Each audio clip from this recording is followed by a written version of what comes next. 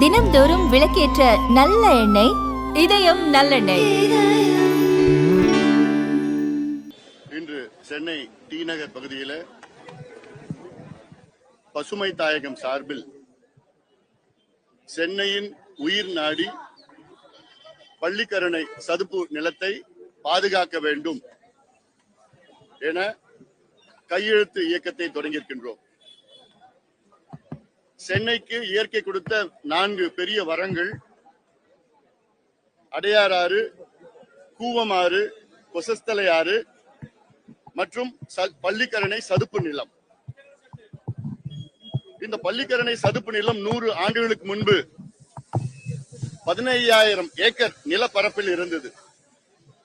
இன்று வெறும் 2,500 ஏக்கர் தான் இருக்கிறது. இந்த நிலத்தை ஆக்கிரமிப்பு செய்ய வேண்டும், இதில் குப்பையை கொட்ட வேண்டும் என்ற நோக்கத்திலே மிகப்பெரிய சூழ்ச்சிகள் நடைபெற்றுக் கொண்டிருக்கிறது. சென்னை பகுதியிலே எவ்வளவு மழை வந்தாலும் எவ்வளவு வெள்ளம் வந்தாலும் பள்ளிக்கரணை சதுப்பு நிலம் தான் அதுக்கு வடிகாலாக காலங்காலமாக பயன்படுகிறது. இந்த சதுப்பு நிலத்தை அழித்தால் சென்னை மக்களுக்கு ஆண்டுதோறும் மிகப்பெரிய அளவிலே வெள்ளம் வரும். 2015 இந்த வெள்ளம் டி நகர், அண்ணா நகர் வரைக்கும் சென்றது. இந்த சதுப்பு நிலத்தை அழித்தால் முழுமையாக சென்னை நகரம் வெள்ளத்தில் மூழ்கிவிடும்.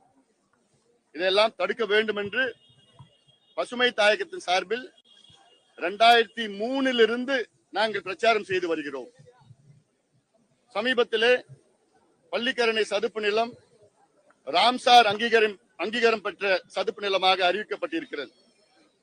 1248 ஹெக்டேர், கிட்டத்தட்ட 2,700-3,000 ஏக்கர் அது பாதுகாக்க வேண்டும் என்று இந்தியா கையெழுத்து போட்டிருக்கிறது. அது மட்டுமல்ல, அந்த பள்ளிக்கரணை சதுப்பு நிலத்தில் வேடந்தாங்களை விட 4 மடங்கு அதிக பறவைகள் அங்கே வருகிறது. ஆண்டுதோறும் வலசை பறவைகள், பிளமிங்கோ, பெலிகான்ல இருந்து 140 வகையான பறவைகள் இருக்கின்ற பகுதி அது. 20 வகையான மீன்கள், 25 வகையான நம்முடைய தாவரங்கள், பிளான்ஸ், ஃப்ளோரா அண்ட் ஃபோனா, இதெல்லாம் நாம் பாதுகாக்க வேண்டும். அந்த சதுப்பு நிலம் வடிகாலா மட்டுமல்ல, நிலத்தடி நீரை அப்படியே உறிஞ்சி பாதுகாத்து சுத்தி இருக்கிற பகுதிகளுக்கு நிலத்தடி நீரை வழங்கி கொண்டிருக்கின்ற மிகப்பெரிய வரம் அது. இதை சமீபத்தில் சென்னையில் உள்ள கட்டுமான நிறுவனங்கள் ஒரு பொய் பிரச்சாரம் செய்து, இதில் ஏதோ 1 லட்சம் மக்களுக்கு பட்டா கிடைக்காது, மிடில் கிளாஸ் ஃபேமிலி, வீடு கட்ட முடியல, பிரச்சனை இருக்கும், இப்படி எல்லாம் பொய் பிரச்சாரங்கள் செய்து வருகிறார்கள். இதில் எதுவுமே உண்மை கிடையாது. சமீபத்தில் தென் பசுமை தீர்ப்பாயம் ஒரு தீர்ப்பை வழங்குகிறது. அந்த தீர்ப்பின்படி அந்த சதுப்பு நிலத்தில், பள்ளிக்கரை சதுப்பு நிலத்தில் சுத்தி 1 கிலோமீட்டர் பஃபர் ஜோனை அமைக்க வேண்டும் என்று தீர்ப்பு. இதற்கெல்லாம் என்ன தீர்வு என்றால், இந்த சதுப்பு நிலத்தை வரையறை செய்ய வேண்டும், நோட்டிஃபை பண்ணணும். நோட்டிஃபை பண்ணணும்னா GIS மேப்பிங் பண்ணணும், ஹைட்ராலஜி சம்பந்தமான, ஈகாலஜி சம்பந்தமா, பயோடைவர்சிட்டி சம்பந்தமான ஆய்வுகள்லாம் நடத்தி, வரத்து காவா எங்க இருக்கு அதையெல்லாம் தூர்ந்து போகாமல் அதை பாதுகாக்கின்ற வகையில அதை வரையறை செய்ய வேண்டும், நோட்டிஃபை பண்ணணும். பள்ளிக்கரணை சதுப்பு நிலம் சென்னை சுத்தி 250 சதுர கிலோமீட்டர்ல வடிகாலா பயன்படுது. சென்னை சுத்தி 65 ஏரிகள், குறிப்பாக செம்பரம்பாக்கம் ஏரி போன்ற ஏரிகளுக்கு வடிகாலாக பயன்படுகிறது. ஆக இது ஒரு மிகப்பெரிய ஒரு ஈகோ சிஸ்டம். அது அழிக்க கூடாது. ஆக இதற்கு தமிழக அரசு, குறிப்பாக நம்முடைய மாண்புமிகு முதலமைச்சர் விஜய் அவர்கள் இந்த பள்ளிக்கரணை சதுப்பு நில பிரச்சனையிலே தலையிட்டு இதை பாதுகாக்க அத்துணை நடவடிக்கைகளும் எடுக்க வேண்டும். தமிழ்நாடு வெட்லேண்ட் அத்தாரிட்டி அமைச்சு 8 ஆண்டுகள் ஆகிறது. இந்த 8 ஆண்டுகளில் தமிழ்நாட்டுல இதுவரைக்கும் ஒரே ஒரு வெட்லேண்ட கூட நோட்டிஃபை பண்ணல. தமிழ்நாட்டுல 26,800 வெட்லேண்ட்ஸ் இருக்கு. அபவ் 5 ஏக்கர் பரப்பளவுல, அதாவது 5 ஏக்கருக்கு மேல உள்ள பரப்பளவில் உள்ள ஈரநிலங்கள், சதுப்பு நிலங்களை வரையறை செய்ய வேண்டும் என்று உச்ச நீதிமன்றம் தீர்ப்பு வழங்கி 2 ஆண்டுகள் ஆகிறது. இன்னைக்கு வரைக்கும் ஒன்னத்தை கூட நோட்டிஃபை பண்ணல. அவங்க வேலையை செய்யல. ஏன் பள்ளிக்கரணை செய்யலன்னா வேண்டுமென்றே செய்யல. ஏன் வேண்டுமென்றே செய்யவில்லை என்றால் அப்போதுதான் கட்டுமானங்கள் அங்க கட்டலாம்.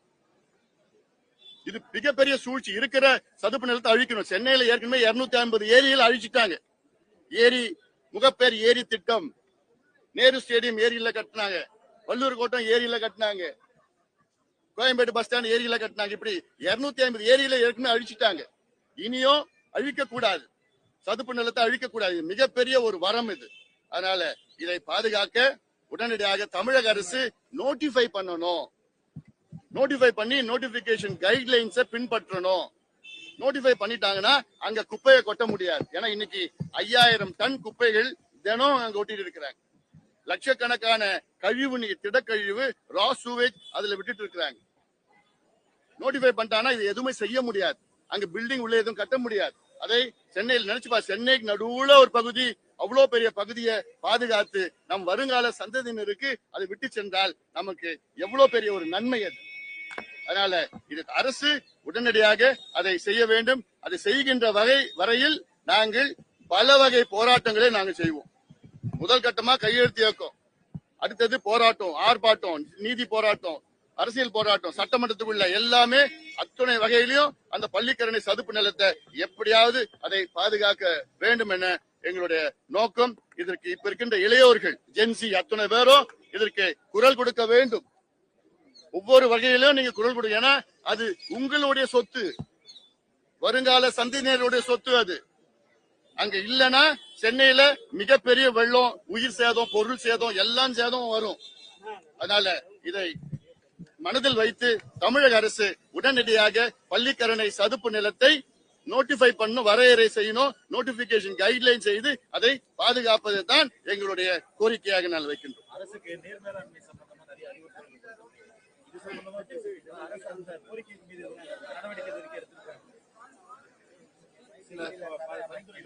இல்ல, அதெல்லாம் இரிகேஷன் ஸ்கீம்ஸ்.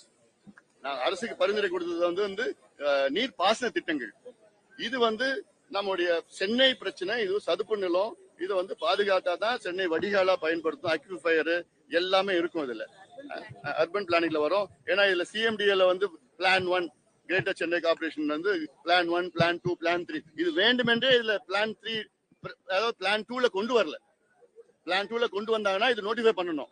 பெரிய சதி. 5 ஆண்டு காலம், கடந்த 5 ஆண்டு காலம் பெரிய சதி நடந்திருக்கு. அதான் இந்த பிரிகேடுக்கு 2000 கோடி கட்டுமானத்துக்கு அனுமதி கொடுத்தாங்க பள்ளிக்கரணை சதுப்பு நிலத்துல. தமிழ்நாடு எல்காட், எலக்ட்ரானிக் சிட்டி சதுப்பு நிலத்துல இருக்கு. ஆக இருக்கிறது கொஞ்சம் நஞ்சத்தை நம்ம பாதுகாத்தாதான் நம்ம சென்னையில நாளைக்கு வாழ முடியும், உயிர் வாழ முடியும். அதற்கு பள்ளிக்கரணை சதுப்பு நிலம் முக்கியமா அவசியமானது.